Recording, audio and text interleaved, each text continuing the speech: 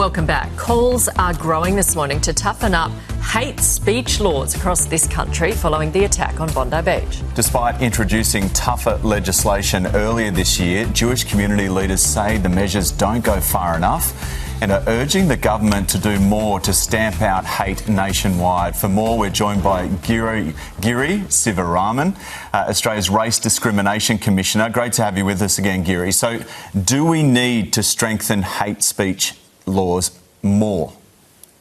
There's no doubt that anti-Semitic hate speech and other forms of racist hate speech are flowing like a torrent online and flowing unchecked. And that clearly means that what we have at the moment isn't working, so we do need better protections. Okay, there's an extremist Islamic organisation. It's called Hizb ut-Tahrir.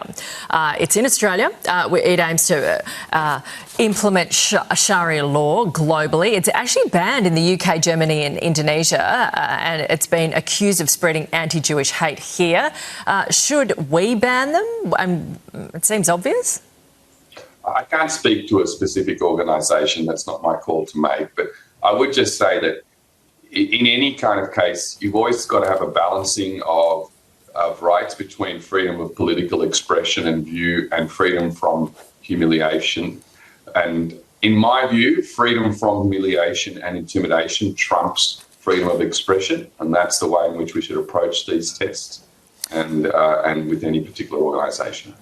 When it comes down to cracking down, I guess, on groups spreading hate within the community, what other measures can be brought in? How can we flag it? How can we send a warning? How can we create some sort of response? This is exactly an issue that came up when we prepared the National Anti-Racism Framework.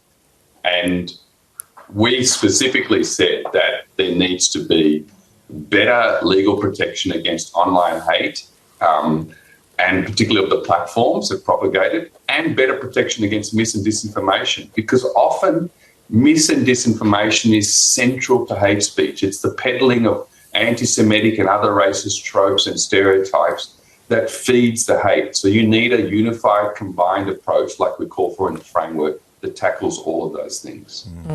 Just quickly, I know there are programs out there, parental programs, where if their kid searches something on Google or other ways to search, and they put in a keyword, an email is sent to that parent saying, hey, your child is looking at this particular thing.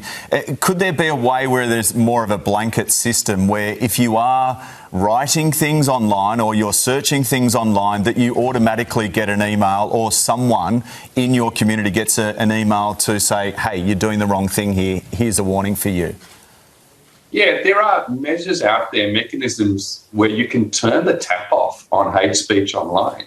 But the thing is, hate speech and racism can be profitable for social media platforms because it brings in together people, puts eyeballs onto their platforms, and they don't have the incentives to cut it out. So what we actually need to do is tackle the structural problem here, tackle the incentives that allow this hate speech to just flow unchecked as it is.